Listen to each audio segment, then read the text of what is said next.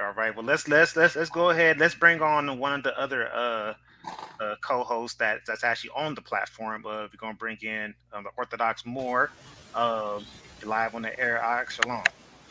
Shalom, fam. Peace to the platform, peace to the panel, and peace to the chat. How y'all doing?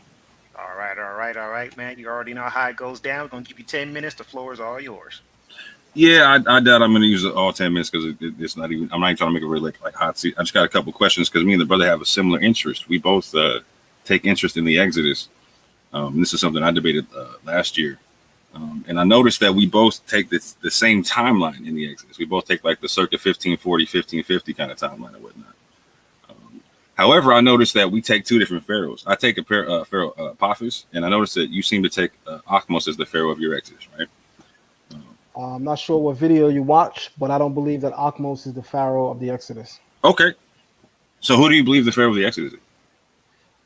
That could be a number of pharaohs. You have Tutmos III, who can be a candidate, especially when you're talking about the year that I accept, which is 1446 BC, not 1540. You have Tutmos III. There are some people that believe it could be Haramheb. I disagree. One thing I can say definitively is that I have a lecture coming up on who the Pharaoh of the Exodus is. So it would be premature of me to speak about it now when I'm doing an open lecture. Got you. Okay. No, I got you. So I won't even press that one too hard. I'll do a reverse style like this out of respect. So in that timeline that you were talking about, I personally don't take that timeline because of the part of the Bible where it talks about the Assyrian being the one who oppressed in Egypt. Some take that figuratively, some take that literal. I'm assuming you take that figurative for your timeline. So for my timeline, what are you talking about? The Assyrian being oppressed in Egypt? What are you talking about? No, the Assyrian oppressed you as the Israelite in Egypt. Where? Well, I can bring that up in a discussion or debate. You know what I'm saying? But it definitely says it in the scrolls or whatnot. So no, I'm familiar with it, but I'm not familiar with your usage of it, as in using it within the context of the biblical Exodus. Sure. Well, let me explain. So as I stated in the scrolls, it says in Isaiah that it was the Assyrian that oppressed the Israelites in Egypt. So therefore, I take the 1540 timeline based upon that concept. I see Apophis and his predecessor being descendants of an Assyrian presence in Egypt, etc. So I'm assuming you don't take that as a literal concept in your timeline. So well, I will tell you this as a response. To be honest, I haven't asked the question yet for a response. If the Assyrians are the ones who oppressed us, which the Bible clearly states, then that would lead to the conversation of talking about the Hyksos period. So okay. I am of the belief that when Joseph comes into Egypt, it's during the Hyksos period. But I am not of the belief that when the Bible says a new Pharaoh arose up over Israel, that was from the same Hyksos campaign or empire. Okay. So let me ask just two simple questions like this, and I'll let you get the rest of your time because I know some people want to get back in line and ask more questions. So what would make Apophis not the Pharaoh of the Exodus? Second of all, hold on real quick. Second question. So I'll just let it go out. You can answer it when I get off. After you have your presentation on who the Pharaoh of the Exodus is, which is obviously a different timeline than mine, would you be interested in coming back on this platform here and having either a debate or a discussion on who the Pharaoh of the Exodus is? With having a debate or discussion on this platform? Yeah. Well, no, because I do my debates on Sonetta. So if you would like to go on Sonetta's platform, we could do that. Okay.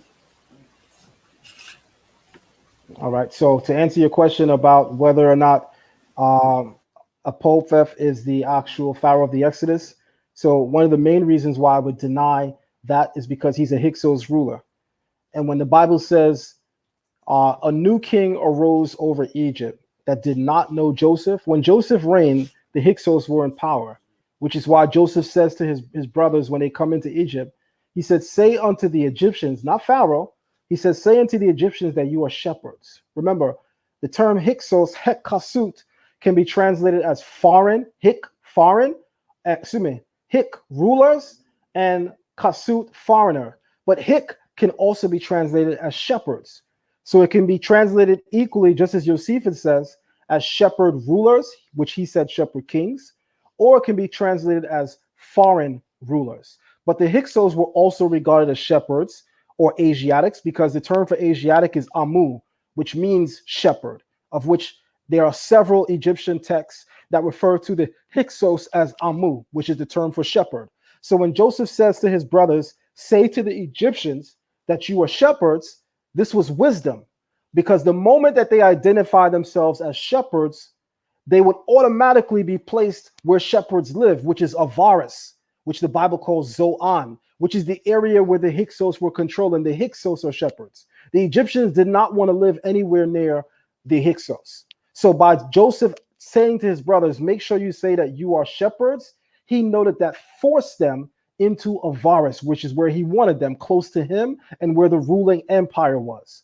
However, when the Bible opens up in Exodus 1 after the death of Joseph, and it says, now a new king arose who knew not Joseph, this would clearly have to be the new ruling empire beginning with Amos. So that's probably where you first heard me mention Amos. He's the first ruler of the 18th dynasty. He's also the ruler that takes down the people of the Hykasut and chases them not just as far as Canaan, but also as far as Mesopotamia.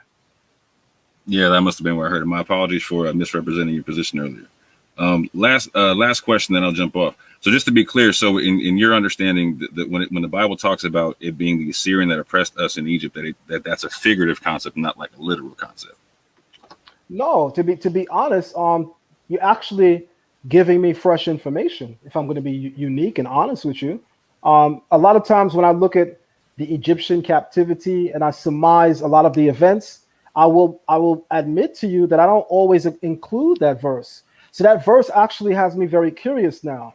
But the thing that would still block me, because the Assyrian, to me, would be a reference to the Hyksos, because the Hyksos are both Eastern and Western Amorites. The Hyksos are an Amorite nation, right? You have Hammurabi in the east, and then you have the Hyksos in the west. The Hyksos during that time period, or the Amorites, they were living in Canaan, because remember the Bible says to Abraham that the children of Israel won't return to Canaan until the iniquity of the Amorite is fulfilled. Facts. That means the Amorites were ruling Canaan during that period, and even during the quote-unquote biblical Exodus, which is true. That was the ruling class, because the Hyksos are just the western branch of the Grand Amorite Empire. But what a lot of people don't know is that the Amorite Empire also were in Mycenae, which is a Greek city-state. This is why the Spartans in the book of the Maccabees, the Spartans say in the book of Maccabees chapter 10, I believe, verses 2 through 12, the Spartans said, we have checked our records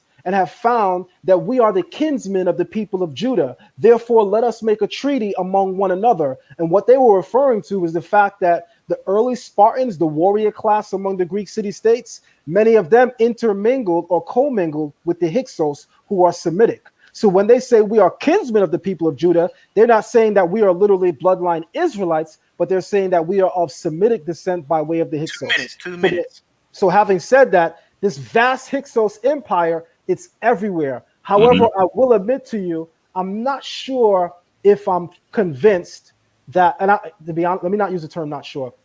I simply have not found in my research and studies that the Hyksos are on the throne during the Exodus. Okay. So I would definitely invite you to stay tuned, because I will be doing a presentation on this platform about that. Because I also line that up to what I find is unique biblical epithets as to the Pharaoh of the Exodus, as I'm saying, Apophis, and then also his predecessor, Hayan. So I think on a linguistic level, you will probably find that interesting. I would love to hear that. Let me ask you just one question before you go. I know we're pressing for time. Who would be the daughter from the Hyksos Empire that found Moses in the Nile? I would be more than willing to get into that in a debate or discussion with you, being that this is not my hot seat. But after I get my presentation with you, after I get my presentation, I will definitely link up with you for. I do my dialogues on this platform, right? I haven't debated on this platform, but I do my dialogues on this one. So I hear you saying you do your debates on Sinetta. We can talk about that. But are you willing to come over here for a dialogue? Absolutely, of course. I mean, we're dialoguing now, so absolutely. Yeah. I just me and Sinetta, the long history that we have. Facts. Most of the debates that because I have my own YouTube channel, and unlike a lot of Israelites in the community, and no shade, but I just want to be real, A lot of people think that I'm just about debates. If that was the case, listen, I have a huge name in the community when it comes to debates. I could host debates from my channel all the time, but Mhm. that's not my spirit. So I use my channel just for scholarly works and teaching, but I do have it with Sonetta that I just use his platform for debates. So that wasn't any shade to this platform because I respect Sal and what he's built here. He was one of the first people in the community to interview me after I was interviewed by Sonetta, but I do my debates with Sonetta. Yeah, no worries. Then I will definitely get a good bar and we can set up a dialogue on this platform. And then we can, if necessary, like I don't think it'd be necessary to talk for us to do debate. I think the people would actually benefit greatly for us to do dialogue. Of course, So, of course. But with that, That I would be appreciate your dope. time, brother, man. I appreciate you coming on the platform and giving us your time like that. Shalom, fam. All right. Shalom. All right. Yeah. More definitely get with me on the back end. We'll try to see if we can set that up. Yes, sir. And try to make that happen. All right.